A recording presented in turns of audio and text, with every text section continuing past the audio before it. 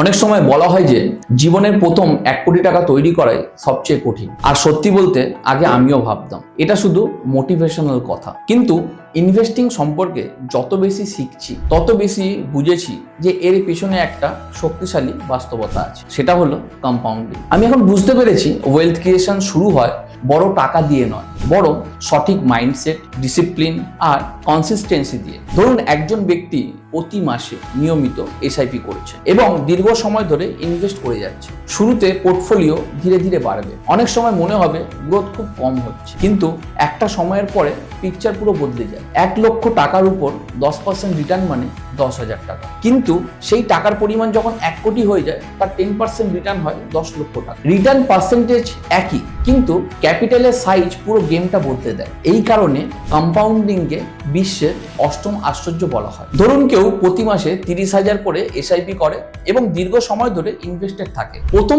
1 কোটি তৈরি হতে হয়তো 12 বছরের মতো সময় লাগতে পারে, কিন্তু দ্বিতীয় 1 কোটি আসতে পারে অনেক কম সময়। আর এরপর পোর্টফোলিও গ্রোথ আরো দ্রুত হতে শুরু করে, কারণ তখন শুধু আপনার ইনভেস্টমেন্ট নয়, আপনার ইনভেস্টমেন্টের প্রফিটও আপনার জন্য কাজ করতে শুরু করে। কিন্তু এই জার্নিতে কয়েকটি বিষয় খুব গুরুত্বপূর্ণ। প্রথমত, এক্সপেন্স কন্ট্রোল করতে হবে, কারণ income minus expenses is equal to savings.